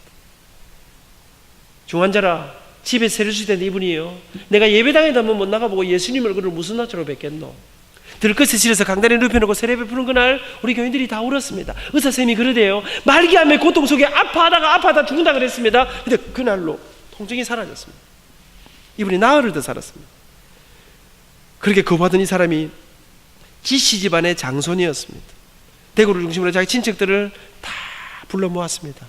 마지막 순간 온 가족들이 예수 믿기로 결정하고, 식사 시간마다 자기 술 친구, 여러분 예수 믿는다는 거는요 그냥 예배당에 앉아있는 정도가 아닙니다. 정말 그 주님을 만나고 믿음으로 고백하고 우리 주님이 나의 구주인 것을 확인하고 확신하고 믿음으로 만나고 나면 인생을 바꾸는데요, 자기 술 친구 담배 친구들에게 마지막 식사를 대접하면서 마지막으로 보고 싶어 해놓은 그분들에게 이 짧은 순간 이 복음을 전하기 시작했습니다. 자네들 암 걸리고 있으니까 지금 믿을 건가? 사람은 죄 때문에 죽는다네. 근데 예수님이 십자가를 지셨다네. 월, 화, 수, 목, 그리고 목요일 밤 잠자리 드셨다가 주무시 세상을 떠나 천국에 가셨습니다. 저는 못 있습니다. 여의도 진주상가 앞에서 잔치인지 장례인지 알 수 없는 감동적인 예배를 드리고 장지까지 갔다 오는데 가슴이 뛰었습니다. 그런데 다녀오는 버스 안에서 이 가슴이 뛰는데 또 한 가지 생각이 제 머릿속에 떠올라서, 그래, 우리 교회 안에 있는 사람을 말고 이 세상 바깥에 내가 찾아가서 만나주지 않으면, 내가 찾아가서 전해주지 않으면 자기 스스로는 절대로 이 생명의 복음을 들을 수 없는 이 땅에 진짜 불쌍한 사람이 누가 없겠다 생각하는데 한 사람이 떠올랐습니다. 그 사람은 어린 시절 우리 동네 바보들어 들어왔다가 동네 어르신이 돌 가지고 이 사람을 때렸어요. 우리 동네에서 나가라고. 피 흘리는 이 사람을 어르신이 그냥 쫓아내버렸습니다. 어린 제가 너무 충격을 받았습니다. 어떻게 이럴 수가 있습니까? 알고 보니까 그분이 어르신이 말씀하시는데 우리 동네 들어오면 안 되는 사람이었습니다. 그 사람은 한센병 환자였습니다. 나병이라는 병이었습니다. 살이 썩는 병입니다. 눈썹이, 손가락이, 코가, 발가락이 문드러지는 그래서 당시에 그 병에 걸리면 집안에서 쫓겨났습니다. 동네에서 쫓겨났습니다. 조사를 해보니까 강원도부터 소록도까지 어마어마한 사람들이 개보다 못하게 살아가고 있었습니다. 겨울이면 얼어 죽었습니다. 굶어 죽었습니다. 아내와 함께 서울 인사동에서 3회 공연의 음악회를 열었습니다. 표를 팔았습니다. 꽤 많은 돈을 모았습니다. 유흥품을 준비하고 우리 교회가 내준 봉고차를 타고 한 주간 동안 전국에 있는 나와자촌 투어를 떠났습니다. 예수님의 일생을 1시간짜리 음악회로 엮어서 갔습니다. 이렇게 모입니다. 살썩는 냄새가 숨을 못 쉽니다.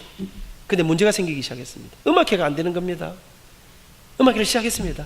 예수님 날 위해 죽으셨네, 왜 날 사랑하나. 겸손히 십자가 지시었네, 왜 날 사랑하나. 그러면 제 아내가 이중창으로 나오기 시작해요. 약속했습니다. 왜 날 사랑하나 해야 되는데 이 여자분이 노래를 안 부르는 거예요. 왜 날 사랑하나, 왜 날 사랑. 보니까 시작인데 집사람이 울고 있었습니다. 그 한 주간의 음악회가 제대로 되지 않았습니다. 제가 울면 집사람이 받고, 집사람이 울면 제가 받고, 그 앞에 이 세상 사람들이 천벌을 받았다고 가족에서 쫓겨남을 당한, 눈썹이, 손가락, 발가락이 허물어진, 그리고 마지막 여수 애양원을 거쳐서 마지막 날 소록도에 갔습니다. 약 1700명의 사람들이 모여 있는데, 여러분, 소록도가 너무 아름답습니다. 바깥 세상에는 없는 기가 막힌 아름다운 꽃들이, 나무들이 있어요. 그 아름다운 섬에 이 절망의 사람들이 그 먼 소록도까지 와 있었습니다. 2시간 집회가 눈물 범벅으로 목사님들께서 말씀하시기를 가서 절대로 타치하지 마라, 같이 음식 먹지 마라, 접촉하지 말라. 끝났는데 뭐 부둥켜 안고 야단이 났습니다. 알고 보니까 나병은 잘 옮기는 병은 아니었습니다. 끝나고 봉고차를 탔습니다. 이제 서울로 출발해야 되는데 출발이 안 됩니다. 운전대 잡으신 분이 계속 울고 있는 겁니다. 우리도 같이 그 소록도 봉고차 안에서 울면서 제가 그날 하나님 앞에 한 가지 약속한 거 있습니다. 하나님, 난 앞으로 일생에 내가 가진 모든 걸 다 동원해서 내가 절대로 다른 것 때문에 살지 않고 내가 사람을 살리고 사람을 세우고 사람을 섬기는 일에 제 가진 전부를 쏟아붓고 싶습니다. 그날 이후 지금 생각하면요, 돈 한 푼 없던 그 시절에 아내와 저는 틈만 나면, 유인품만 좀 생기면 전국에 있는 나완자촌, 고아원, 양로원, 교도소, 군부대, 소년원을 닥치는 대로 돌기 시작했습니다. 그렇게 열심히 살았습니다. 근데 여러분, 뭐 제가 말도 잘 못할 때입니다. 그냥 같이 열심히 찬양하고 복음을 전하는데 유흥분도 너무 초라해서, 근데요, 가는 것보다 반응은 폭발적이었습니다. 세대문 연구소에 가면 2000명씩 모여 있는데 맨 앞자리에 사형수들이 앉아 있습니다. 잊지 못합니다. 인내하신 구세주여, 내 말 들으사 죄인오라 하실 때에 날 부르소서 주여 하는데, 사형수 한 사람이 포승줄을 메고 주여 하는데 하여튼 가는 곳마다 반응이 너무 좋은 거예요. 그렇게 대학을 졸업했습니다. 여러분, 그래도 취직하기 쉬웠을 때였습니다. 학교 게시판에 가면 어느 학교에서 선생님 뽑습니다.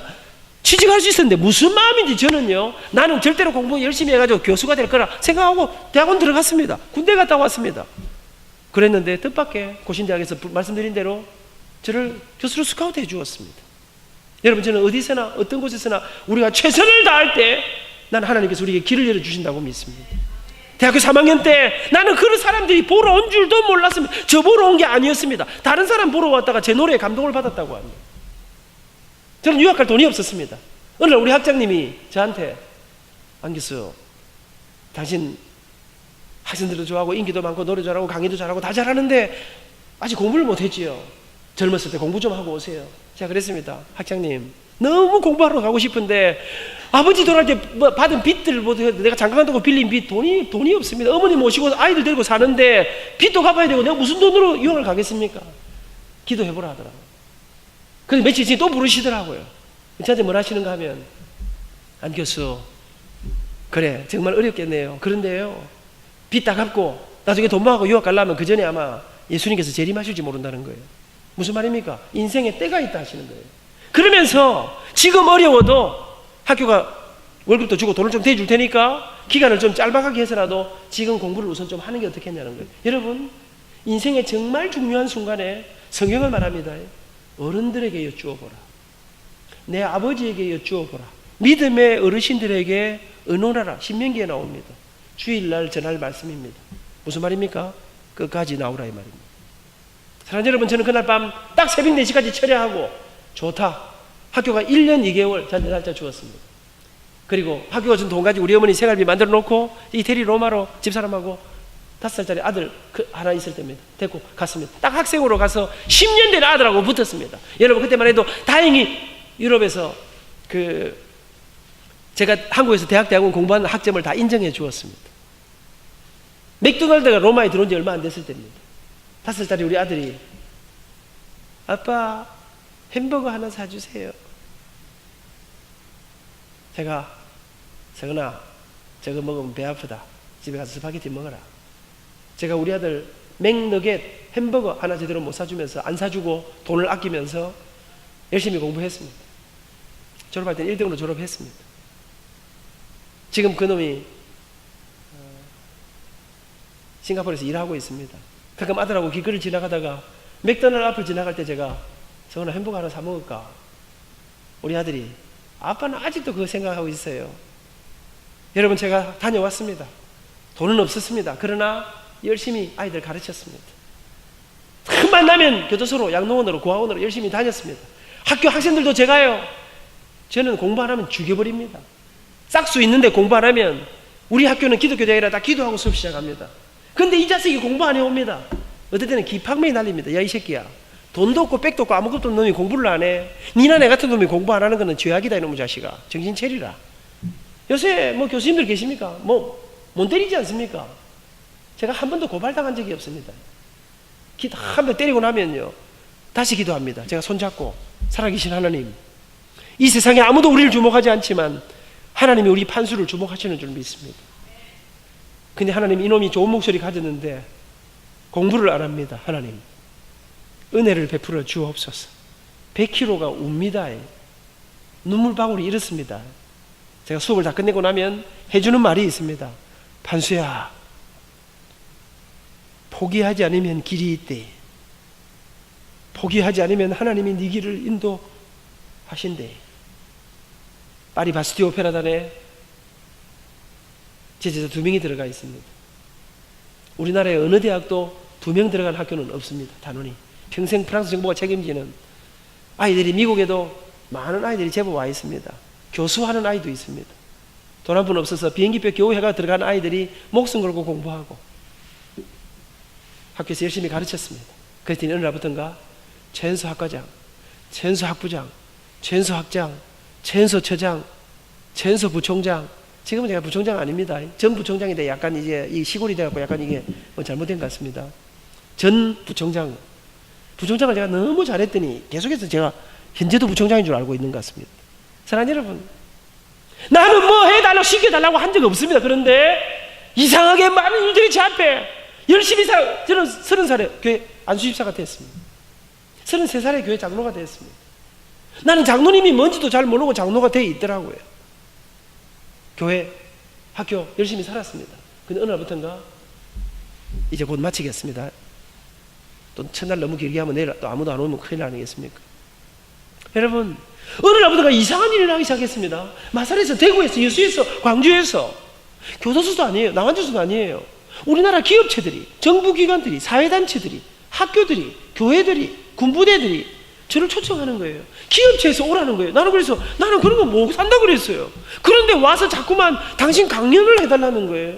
내가 그런 거 못 한다 하는데 나는 강연하면 돈 주고 이런 거 하는 줄 몰랐습니다. 맨날 유품 들고 돌아다니다가 안 간다는데 하도 오라 해서 또 제가 열심히 갔습니다. 가면 또 저는 열심히 하거든요.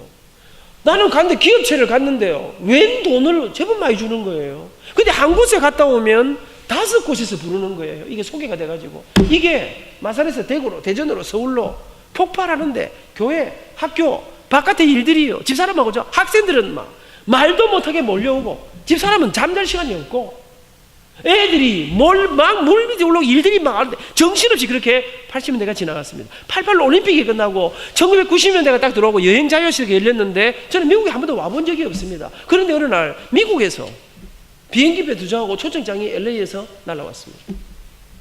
이 사람이 나를 웃지 않은 거 알고 보니까 서울의 한 교회가 제가 3일 동안 집회했던 내용을 담아가지고 카세트 테이프 8개를 받아가지고 2000세트를 전 세계 선교지 이민교회를 다 보낸 거예요. 갔습니다. 3주간 동안. 그때는 미국이 정말 잘 살 때입니다. 우리나라하고 비교가 안 될 때입니다. 우와, 여기가 거의 천당 비슷하게 그래 보이더라고요. 진짜 융숭한 대접을 받고 3주간 갔다 왔더니 얼마 있으니까 신문사 하나에서 또 연락이 왔어요. 미국 5개 도시 앵콜 쇼를 하자는 거예요. 갔다 왔습니다. 그날이에요. 이게 오지된 파인지요. 여러분, 저는 제 주제를 제가 너무나 잘 알고 있습니다. 저는 사실 이런 데까지 올 주제가 못 되는 사람입니다. 그런데 미국, 일본 비롯해가지고요, 세계 수많은 나라들이 부르는데 감당도 할 수 없는 일들이 제 삶에 일어나기 시작했습니다. 여러분, 요즘은요, 삼성, 현대 감당도 할 수 없는 일들이 어느 날 전화가 왔어요. 발신 제한 번호에 안민입니다 했더니 국정원입니다 이러는 거예요. 국정원이 뭐 하는 데인지 혹시 아십니까? 간첩 잡는 데 아닙니까? 그 제가 그랬죠. 왜 이러십니까? 나는 공산당을 싫어합니다. 무슨 일이십니까? 그랬더니 우리 할아버지가 평안북도 신우주 용천에서 장로님이셨거든요. 제가 다 들었거든요. 김일성과 공산주의자들 들어오자 예수 믿는 지주의 땅을 빼앗기 위해서 인민재판을 하는 모습을 보시고 우리 할아버지가 막내 아들 우리 아버지 우리 엄마를 먼저 내려가라, 남쪽으로 내려가라 해놓고 따라오신다 했는데 아무도 못 따라오신 거 아닙니까? 제가 무슨 일이십니까? 나 깜짝 놀랐어요. 그랬더니 교수님 명성을 들었는데 와서 특강을 해달라는 거예요. 제가 국정원 가서 무슨 이야기 합니까? 그랬더니 변화에 대한 이야기를 해달라는 거예요. 사법연수원에서, 소방방재청에서, 육군사관학교에서, 해군사관학교에서. 저는 짝대기 하나 방위 출신입니다. 근데 내가 육사 생도들을 모아놓고 전군에 국방부 장관보다 15,000명의 군사들을 모아놓고 저보고 강연을 하라는 것입니다. 여러분, 제가 입에 단내가 나도록 발이 부르트도록 열심히 다녔습니다. 저는 가는 곳마다 결론적으로 이 말씀 마치겠습니다. 저는 가는 곳마다 이런 이야기 하고 있습니다. 저는 인생 20살에 죽음의 절망을 맛보았습니다. 나는 예수를 믿는 기독교 교인입니다. 나는 내가 믿는 그분에게 이 세상에 보이지 않는 그 길을 좀 열어달라고 내가 나를 도와달라고 기도했습니다. 근데 어느 날 그분의 대답은 너무나 야속한 것이었습니다. 그분은 제게 달라달라 하지 말고 네 가진 것을 내놓으라. 견딜 수 없는 몸부림들이 계속되었습니다. 어느 날 더 이상 기도할 수도 가진 것도 없이 그렇게 주저앉아 울고 있었습니다. 그런데 어느 날 새벽 그분이 내게 직접 찾아오셨습니다. 그리고 그분이 내 눈물을 닦으셨습니다. 그리고 나는 내가 가진 줄 몰랐습니다. 나는 내가 가난하다고 생각했는데 그분이 내 가슴 속에서 나는 이게 내가 가진 건 줄 몰랐는데 노래라고 하는, 젊음이라고 하는, 열정이라고 하는, 부지런함이라고 하는, 이 세상에 아무도 손잡고 싶어 하지 않는 사람에게 손을 내미는 긍휼이라고 하는, 위로라고 하는, 섬김이라고 하는, 나눔이라고 하는, 사랑이라고 하는, 그리고 내 작은 노래 속에 내 작은 성김과 사랑을 담고 내 작은 믿음을 담아 이 땅의 절망의 사람들에게 나눠주던 어느 날, 그렇게 열심히 살던 어느 날 문득 내 뒤를 돌아보니 나는 평생에 내 뒤를 따라다니던 빛도 어느 날 사라졌더라고요. 나는 평생에 이 빛에서 못 벗어날 줄 알았습니다. 빛도 사라지고 아이들도 키우고 어느 날 내 삶에 내 뒤에 제법 내 이름도 나고 어느 날 내 삶에 기쁨도 행복도 보람도 감사도, 그러면서 제가 어느 날 소스라치게 놀란 인생의 정말 삶의 비결이 무엇인가를 내게 이미 가르쳐 주셨던 그 예수님이 내게 직접 해주셨던, 내가 믿는 그분이 내게 직접 해주셨던 한 말씀이 내 가슴에 놀랍게 떠올랐습니다. 저는 그래서 가는 곳마다 말씀 한 구절을 반드시 소개합니다. 그분이 내게 가르쳐 주시기를, 안민아, 돈 때문에 울지 말고 정말 중요한 걸 먼저 붙잡으면, 가장 본질적인 걸 붙잡으면 나머지는 내가 책임진다. 그 말씀이 오늘 읽었던 본문 말씀입니다. 그런즉 너희는 먼저 그의 나라와 그의 의를 구하라. 그리하면, 하나님의 나라와 하나님의 의를 먼저 구하면 나머지는 내가 책임진다. 사랑하는 여러분, 저는 예수님이 정말로 좋습니다. 왜? 세상 사람들은 다 키 크고 잘생긴 남자를 주목합니다.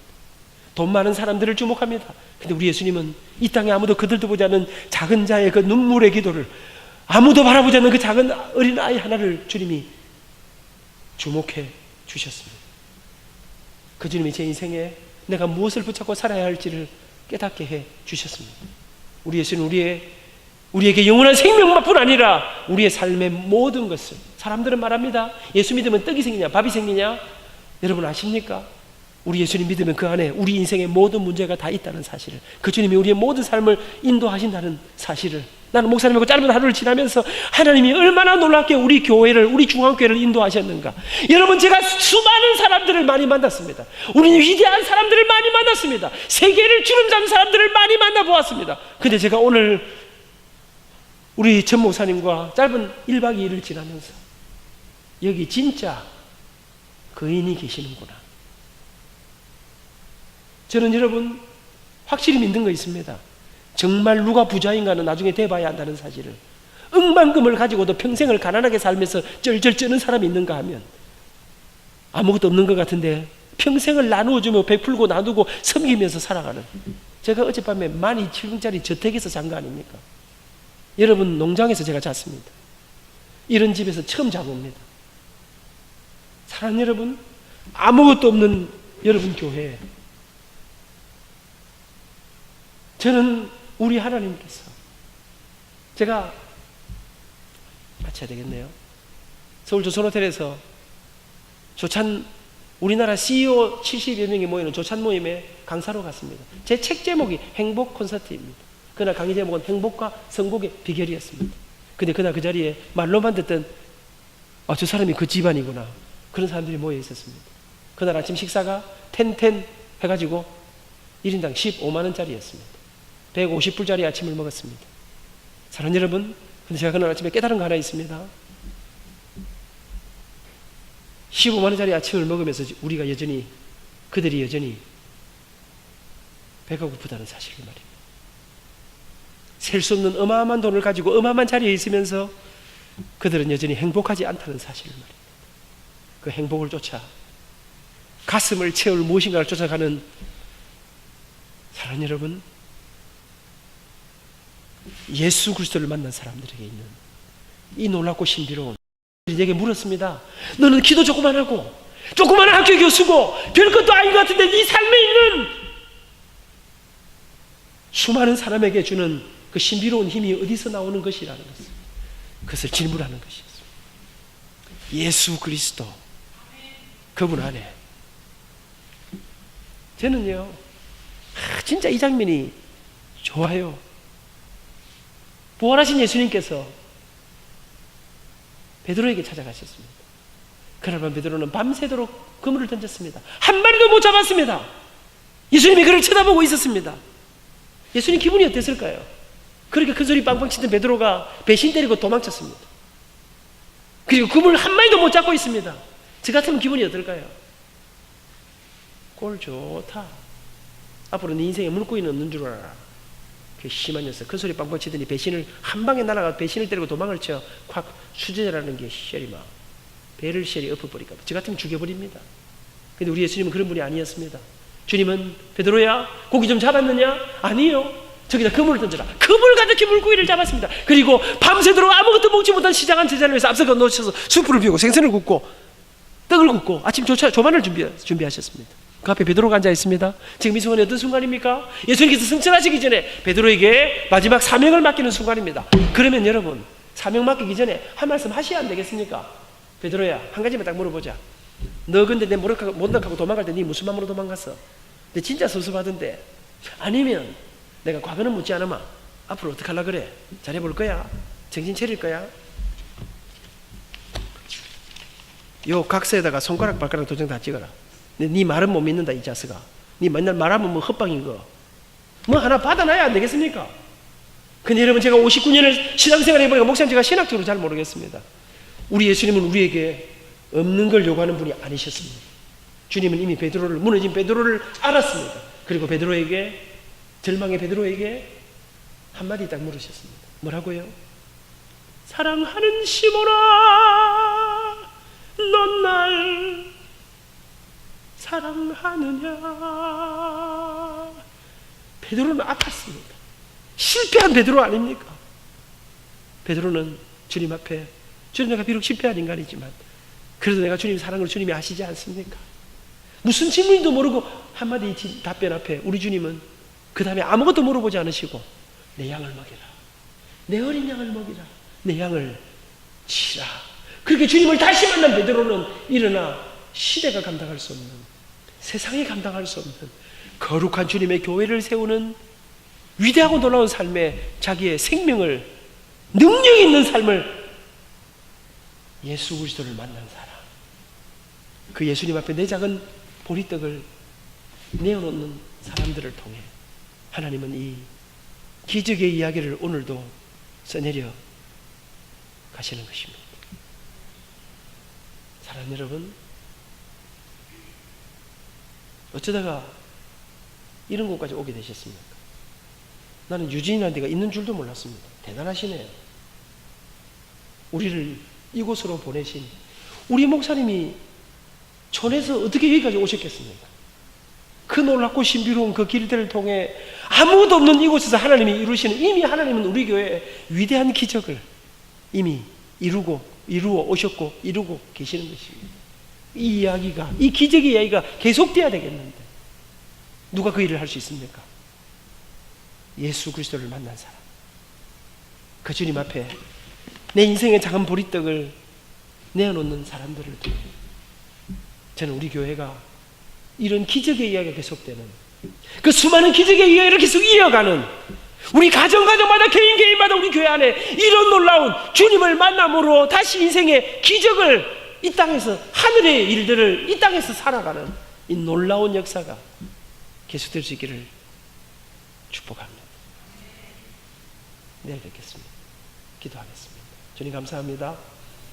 아름다운 교회로, 아름다운 곳으로, 하나님의 사람들이 모인 곳으로 주부정한 제대를 보내시고 이 밤에도 작은 인생에 찾아오신 크고 놀라우신 우리 주님의 이야기들을 전하게 하시니 감사합니다.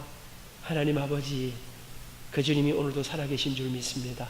우리 주님이 우리의 주님이시고 우리의 하나님이시고 우리의 예수님이신 것을 고백합니다. 주님, 우리가 우리 주님을 제한하지 아니하고 주님 앞에 우리의 작은 삶을 드림으로 하나님의 기적이, 그 이야기들이 바로 나의 이야기, 우리들의 주님으로 만나고 고백할 수 있는 저희들이 다 될 수 있도록 주님 오늘 우리에게 찾아와 주옵소서. 우리의 삶을 주 앞에 맡겨드리게 도와주시옵소서. 우리 교회가 바로 그 기적의 현장이 되게 해 주옵소서. 이 3일이 주님이 친히 찾아오셔서 만나주시는 복된 시간들 되게 해 주옵소서. 예수님의 이름으로 기도드립니다.